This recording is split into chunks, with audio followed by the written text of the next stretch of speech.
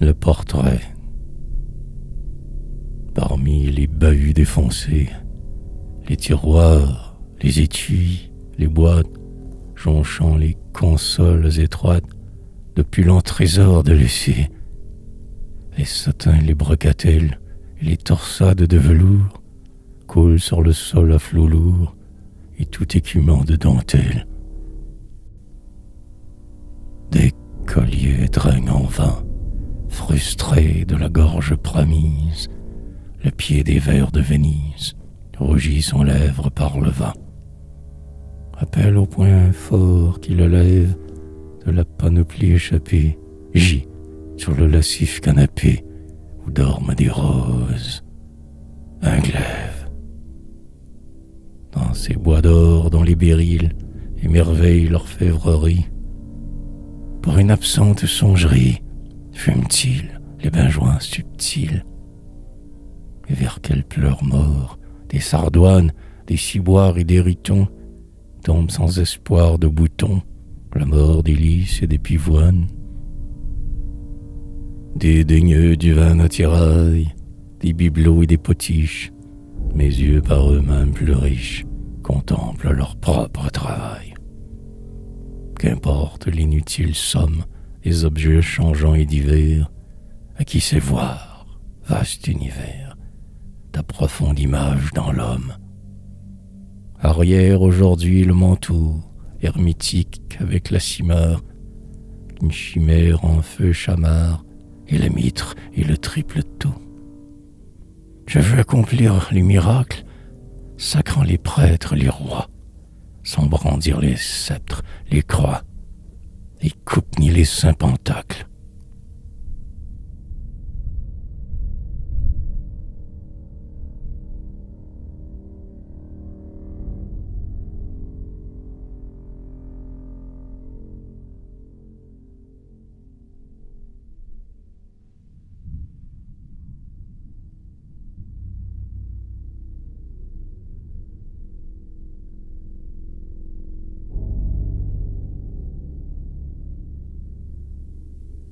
Assis devant les trois miroirs, peintre, inquisiteur et fidèle, ma face est l'unique modèle choisi par mon cruel savoir.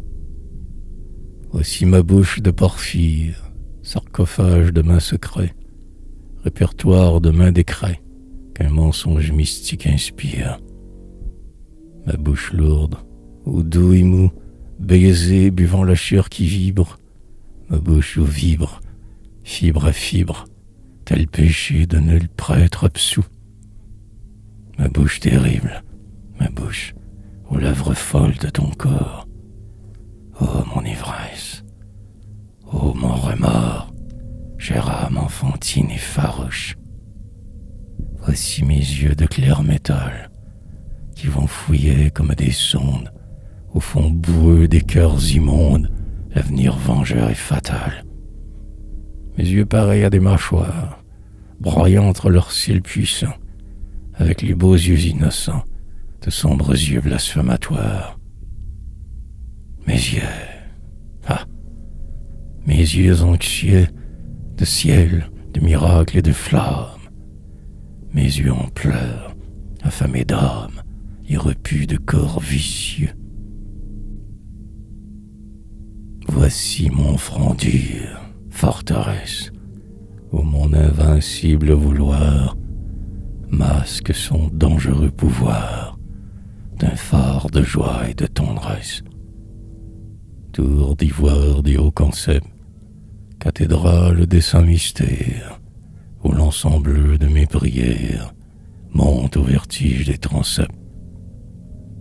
Dans le reflet où j'étudie l'essence occulte de mes traits, j'entrevois les signes secrets de mon étrange maladie. Et ces stigmates douloureux dénonçant mes œuvres coupables, avec les poisons redoutables cachés en mon cœur ténébreux. Sur la toile, ma main sincère les retrace inflexiblement pour éterniser le tourment qui me ronge comme un ulcère. Car mon magnétique pinceau mieux que la baguette d'un mage, fait dans sa symbolique image jaillir mon âme à fleur de peau.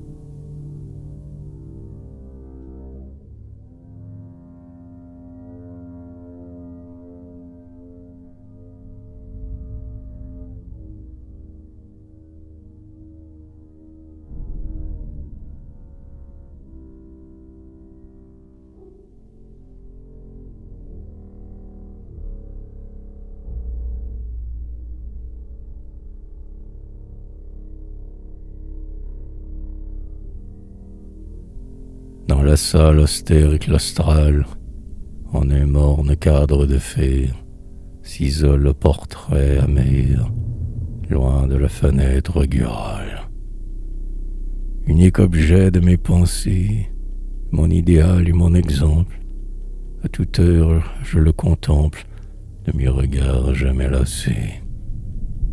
Il m'enveloppe et me pénètre d'un fluide mystérieux.